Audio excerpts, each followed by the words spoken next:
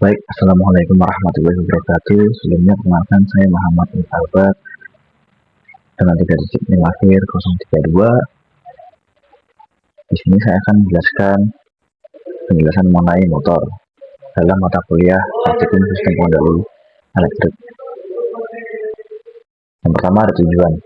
Dengan gambaran umum, satu yaitu konsep dasar motor listrik, dua pengendalian arah dan kecepatan motor yang dikendalikan, tiga faktor penyebab kegagalan motor dan cara perawatannya, 4 brushless motor dan komutasi, 5 kontrol kelistrikan lanjutan, 6 batasi feedback dan regeneratif braking. Yang pertama ada konsep dasar motor. Perlu kita ketahui bahwa motor listrik adalah alat yang mengubah energi listrik menjadi energi mekanik yang berupa putaran. Prinsip dasarnya menggunakan gaya Lorentz, di mana ketika arus mengalir dalam kawat yang berada dalam medan magnet, maka kawat tersebut akan mengalami gaya. Gaya ini menimbulkan torsi atau gaya putar yang membuat kumparan berputar. Jika kawat membawa arus dalam medan magnet, ia akan mengalami gaya. Pada motor, kawat digulung berbentuk kumparan, sehingga gaya bekerja di sisi kumparan yang menimbulkan momen gaya atau torsi. Selanjutnya, struktur dari motor. Yang pertama ada stator. Stator merupakan bagian yang diam pada motor, yang menyediakan medan magnet, bisa dari magnet permanen atau elektromagnet. Yang kedua ada rotor, adalah bagian yang berputar, terdiri dari kumparan kawat yang dialiri arus. Ketika ada arus, kumparan ini bertindak sebagai elektromagnet. Lalu yang ketiga ada brush atau sikat, yang biasanya terbuat dari karbon atau metal, yang menjadi media penghantar arus dalam dari sumber listrik ke rotor melalui komutator. Lalu yang keempat ada komutator, yang merupakan cincin logam yang terhubung ke rotor dan brush. Fungsi utamanya yaitu membalik arah arus setiap setengah putaran agar torsi tetap satu arah. Lalu ada cara kerja dari motor. Yang pertama yaitu arus listrik masuk kumparan rotor melalui sikat yang bersentuhan dengan komutator. Lalu arus listrik yang mengalir dalam kumparan menciptakan medan magnet elektromagnetik, sehingga medan magnet dari rotor akan berinteraksi dengan medan magnet dari stator, yang biasanya magnet permanen. Lalu interaksi dua medan magnet ini menciptakan gaya Lorentz yang mendorong rotor untuk berputar sehingga menghasilkan torsi. Saat rotor berputar, komutator berputar bersama rotor, sehingga arah arus dalam kumparan juga berganti-ganti secara otomatis untuk menjaga arah putaran motor tetap konsisten. Lalu ada kelebihan dan kekurangan dari motor brushless. Kelebihannya yang pertama yaitu biayanya lebih terjangkau. Lalu desainnya sederhana, perbaikannya mudah dan kontrolnya mudah. Untuk kekurangannya, gesekan antara brush dan komutator menyebabkan keausan dan perlu perawatan yang lebih banyak. Lalu panas berlebih karena gesekan dan resistansi. Yang ketiga, efisiensi rendah dibanding brushless motor. Yang keempat, keterbatasan kecepatan akibat kontak mekanis brush. Selanjutnya, pengendalian arah dan kecepatan. Di sini menggunakan prinsip membalik polaritas untuk mengubah arah putaran, di mana hub bridge adalah rangkaian elektronik yang memungkinkan arus listrik mengalir bolak-balik melalui rotor. Dengan mengendalikan arah aliran arus, kita dapat menentukan apakah rotor akan berputar maju atau mundur. Seluruh sederhana, rangkaian bridge menyerupai huruf H dengan motor di bagian tengah dan saklar berupa transistor atau MOSFET pada keempat sisi untuk mengatur arah arus. Lalu ada kontrol kecepatan menggunakan PWM. Perlu kita ketahui dahulu, PWM merupakan teknik di mana tegangan disuplai dalam bentuk pulsa-pulsa, dalam bentuk on-off, dalam frekuensi tertentu. Di mana meskipun tegangan maksimum tetap, rata-rata voltase yang masuk ke motor bisa diatur dengan mengubah duty cycle atau proporsi waktu on dalam satu siklus. Di mana saat duty cycle tinggi, maka motor mendapat lebih banyak energi sehingga putaran lebih cepat. Sedangkan ketika duty cycle-nya rendah, energi yang diterima berkurang sehingga putarannya lebih lambat. Teknik ini efisien karena tidak membuang waktu, membuang daya lewat resistansi, melainkan secara digital mengatur waktu pulsa. Selanjutnya ada kegagalan dan perawatan motor. Terlebih dahulu saya akan membahas kegagalan motor. Kegagalan motor bisa disebabkan oleh beberapa faktor. Misalnya, yang pertama ada keausan, di mana adanya gesekan berulang yang menimbulkan aus pada permukaan logam maupun karbon. Lalu ada short circuit, yang biasanya faktor penyebabnya bisa berasal dari kelembapan yang tinggi, penumpukan debu konduktif atau getaran yang merusak lapisan isolasi.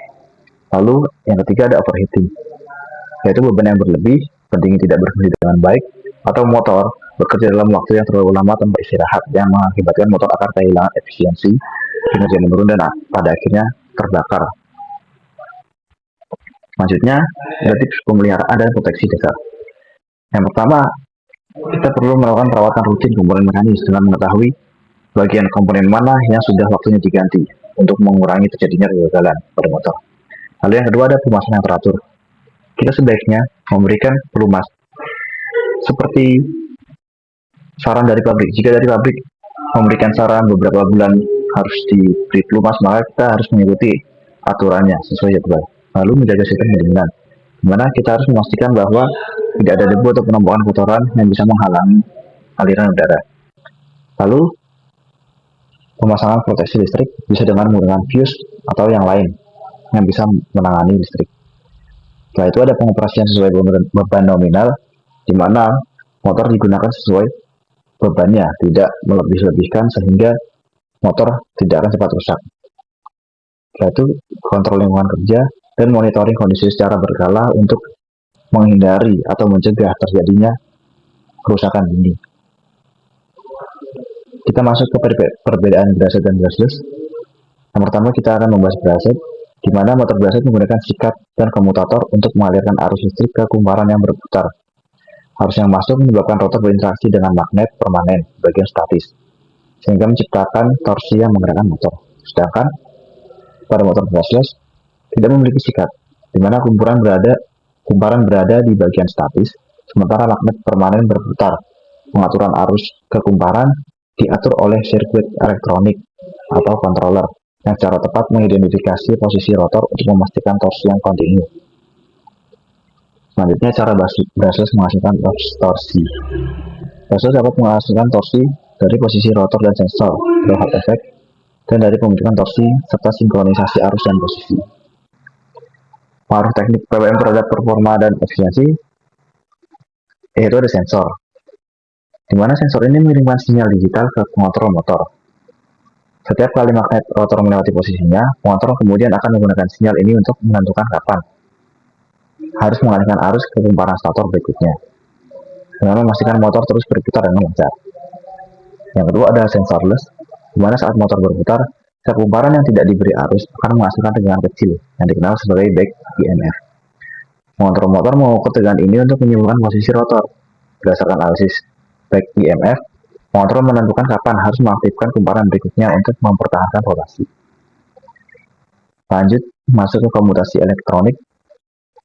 Poin pertama, triple arus yang tinggi menyebabkan kerugian jauh lebih besar akibat peningkatan nilai RMS arus, yang berarti motor dan controller menjadi lebih panas. Poin kedua, frekuensi PWM rendah bisa menyebabkan getaran rotor dan noise karena motor tidak cukup cepat merespons switching. Selanjutnya, ada skema PWM berbeda yang mengaruhi efisiensi. Poin pertama, block commutation dengan 6 step cenderung memiliki kerugian switching lebih rendah karena PWM hanya diterapkan pada beberapa MOSFET saat dibutuhkan. Saat beban penuh, maka switching mungkin tidak digunakan sama sekali dengan mengurangi overhead switching. Pada poin kedua, namun dengan PWM arus flyback atau arus pemulangan, arus balik terjadi setiap kali PWM off meningkatkan kerugian konduksi. Selanjutnya kita akan masuk ke kontrol listrik lanjutan, di mana di sini ada transformasi clock dan port. Kita akan membahas transformasi clock terlebih dahulu, yaitu 3 fasa ke 2 dimensi. Transformasi ini mengubah representasi arus 3 fasa A, B, dan C menjadi sistem koordinat 2 dimensi yang disebut kerangka alfa beta. Sumbu alfa sejajar dengan fasa A dan sumbu beta tegak lurus terhadapnya. Dengan ini, kita dapat memvisualisasikan medan magnet yang dihasilkan oleh 3 fasa sebagai satu vektor tunggal yang berputar di bidang 2 dimensi. Lalu yang kedua ada transformasi part 2 dimensi ke kerangka berputar, di mana transformasi ini mengambil vektor dari kerangka alfa beta dan memproyeksikannya ke dalam kerangka koordinat yang berputar bersama dengan rotor motor, yang disebut kerangka Deki atau direct quadrature. Sumbu Q menghasilkan torsi, sementara sumbu D menghasilkan medan magnet yang dapat memperkuat atau melemahkan medan magnet rotor, tapi tidak menghasilkan torsi. Tujuan utama transformasi ini untuk memisahkan komponen arus yang menghasilkan torsi dan yang tidak menghasilkan torsi, sehingga kontrol menjadi lebih fleksibel. Nah, mengapa sih arus sinusoidal harus optimal pada saat torsi halus? Jika motor diberi arus berbentuk lubang sinus, maka ketika dianalisis dengan transformasi torque, arus sumbu Q akan menjadi konstan dan arus sumbu T akan menjadi 0. Sehingga hasilnya yaitu arus yang konstan pada sumbu Q berarti torsi yang dihasilkan motor juga konstan dan halus, tanpa adanya fluktuasi atau getaran yang tidak diinginkan. Ini juga penting untuk aplikasi yang membutuhkan kontrol presisi seperti robotika atau kendaraan listrik. Selanjutnya ada konsep space vector modulation untuk kontrol presisi. SVM atau Space Vector Modulation merupakan metode modulasi yang paling canggih dan efisien untuk menghasilkan arus sinusoidal yang sempurna pada motor PLDC atau PMSN. SVM mengatasi kelemahan metode sebelumnya, seperti komutasi sinusoidal yang tidak dapat memanfaatkan tegangan supply secara penuh. Prinsip kerjanya yaitu SVM mempresentasikan tegangan 3 fasa sebagai sebuah vektor di ruang 2 dimensi. Algoritma SVM menghitung kombinasi pensaklaran inverter yang paling efisien untuk menghasilkan vektor tegangan referensi yang diinginkan. Keunggulan utamanya, yang pertama yaitu efisiensinya tinggi, di mana SVM ini memungkinkan inverter untuk menggunakan 15% lebih banyak tegangan dibandingkan metode lain, sehingga motor dapat beroperasi lebih efisien pada kecepatan dan torsi yang lebih tinggi. Yang kedua, daya torsinya rendah. Karena SVM menghasilkan arus yang sangat mendekati sinusoidal, daya torsi dapat diminimalkan, menghasilkan operasi motor yang sangat halus. Selanjutnya, implementasi dasar SVM dengan simulasi. Implementasi SVM dilakukan dengan mengontrol durasi waktu atau duty cycle dari saklar inverter. Secara praktis, ini dilakukan dengan mengubah sinyal tegangan sinusoidal menjadi sinyal yang dapat mengontrol pensaklaran inverter secara efisien. Proses modulasinya yang pertama, transformasi tegangan, di mana sinyal tegangan sinusoidal dari controller diubah, lalu peningkatan tegangan. Sinyal ini ditingkatkan secara proporsional untuk memaksimalkan penggunaan tegangan supply. Yang ketiga, penambahan offset, gelombang segitiga yang ditambahkan ke sinyal sinusoidal yang sudah ditingkatkan.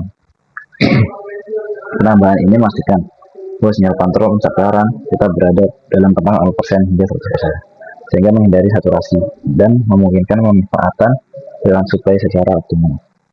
Dengan kata lain, SVM merupakan metode yang efisien dan merupakan standar industri karena kemampuannya untuk menghasilkan motor yang sangat presisi, halus, dan efisien. Selanjutnya, datasheet, feedback, dan regenerative braking. Cara membaca datasheet motor dan parameter kunci. Parameter kunci terdiri dari beberapa, yaitu ada tegangan kerja, arus nominal, daya, kecepatan, torsi, efisien, faktor daya, kelas isolasi, dan rating suhu, serta duty cycle, rating inertia, dan brake, dan parameter listrik tambahan. Cara membaca datasheet. Yang pertama, identifikasi jenis motor yang digunakan, yaitu DC, AC, stepper, PLDC, atau servo. Karena setiap jenis motor memiliki parameter yang berbeda. Lalu cocokkan kesulitan aplikasi dengan tegangan, daya, torsi, dan kecepatan. Lalu kita dapat lihat grafik performa dalam bentuk speed torque curve atau efficiency map untuk tahu batas kerja motor yang digunakan. Selanjutnya kita dapat periksa kondisi operasi berupa duty cycle, suhu, proteksi, atau IP rating. Lalu pastikan kesesuaian dengan driver atau gearbox, tegangan, arus, dan kontrol. Lalu yang terakhir, cek ukuran fisik dan mounting berupa diameter shaft, dan dimensi housing. Konsep feedback control dan VID sederhana, sini ada dua. Yang pertama ada konsep feedback control, yang merupakan metode pengendalian di mana output sistem diukur, lalu dibandingkan dengan set point. Hasil perbandingan atau error digunakan untuk mengatur input agar output mendekati target. Contohnya adalah AC ruangan dengan tes termostat. Suhu aktual atau feedback dibandingkan dengan suhu target set point. Jika lebih panas, maka kompresor bekerja lebih keras. Jika sudah sesuai, maka kompresor berhenti. Yang kedua ada PID control. PID merupakan salah satu algoritma kontrol paling umum dalam feedback control, di mana controller PID menghitung sinyal kontrol berdasarkan error dengan 3 komponen, seperti rumus yang ditampilkan. Oh, ternyata ada satu lagi, yaitu prinsip regenerative braking, di mana pada motor listrik, energi listrik diubah menjadi energi mekanik untuk menghasilkan gerakan. di mana saat diperlambat, motor bisa berfungsi kebalikan, mengubah energi mekanik kinetik kendaraan menjadi energi listrik. Energi listrik hasil pengereman ini kemudian pertama disimpan kembali ke baterai pada kendaraan listrik atau hybrid.